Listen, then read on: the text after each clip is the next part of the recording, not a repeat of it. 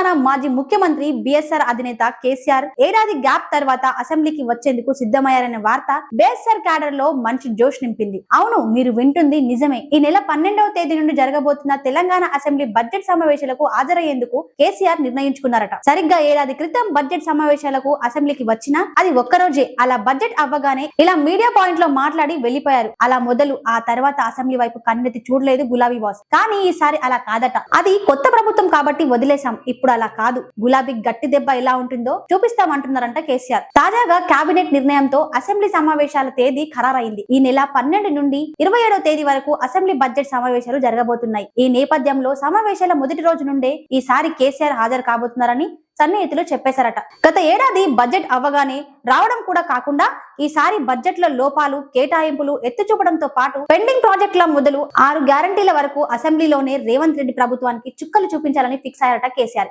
ఇప్పటి నుండి క్యాడర్ కు సంకేతాలు ఇవ్వడంతో పాటు అధికార పార్టీని ఇరుకున పెట్టే వ్యూహాలకు పదును పెడుతున్నారు పెద్దాయన. అసెంబ్లీ ఎన్నికల్లో ఓటమి తర్వాత ఎక్కువ శాతం ఫామ్ హౌస్ నుండి పార్టీని నడిపిస్తున్న కేసీఆర్ గత ఏడాది 3 సార్లు మాత్రమే తెలంగాణ భవన్కు పార్టీ నేతలు, కార్యకర్తలతో విస్తృత స్థాయి సమావేశాలు నిర్వహించారు. 2 వారాల క్రితం జరిగిన పార్టీ సమావేశంలో ఇకపై ప్రజలకు అందుబాటులో ఉంటానని హామీ ఇచ్చారు. అంతేకాదు అన్ని గుర్తున్నాయని, నేను దెబ్బ కొడితే ఎలా ఉంటుందో చూపిస్తానంటూ హాట్ కామెంట్స్ తో బీఆర్ఎస్ క్యాడర్ లో కొత్త జోష్ నింపారు.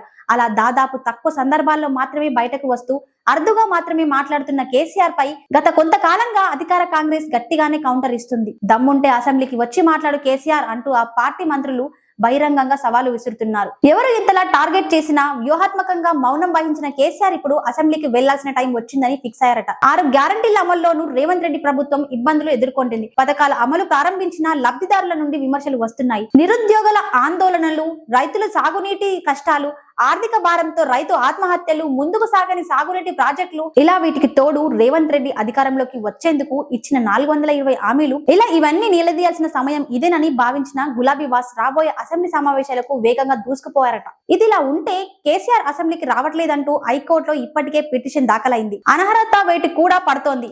ఈ నేపథ్యంలో ఇక డుమ్మా కొట్టడం అన్ని విధాల అనుకూలం కాదని రంగంలోకి దిగుతున్నట్లు సమాచారం. అయితే బిఎస్ఆర్ క్యాడర్ నుండి విభిన్న వాదనలు వినిపిస్తున్నాయి. కేసీఆర్ వయసుకు కూడా గౌరవం ఇవ్వకుండా కాంగ్రెస్ నేతలు అసెంబ్లీలో దిగజారి మాట్లాడారు. దూరంగా ఉంటే మంచిదని కొందరు అంటుంటే, కాదు కేసీఆర్ రావాలి, రేవంత్ ప్రభుత్వాన్ని అసెంబ్లీలోనే నిలదీయాలని మరో వర్గం నేతలు భావిస్తున్నారట. మొత్తానికి ఎవరి అభిప్రాయం ఎలా ఉన్నా కేసీఆర్ మాత్రం అసెంబ్లీకి ఈసారి ఖచ్చితంగా వస్తారని ఆయన సన్నిహితులు తేల్చేశారు. ప్రభాత సూర్యుడు జాతీయ తెలుగు దినపత్రిక. ప్రతి అక్షరం నిజం వైపు. నిజం దాగదు, వార్త ఆగదు.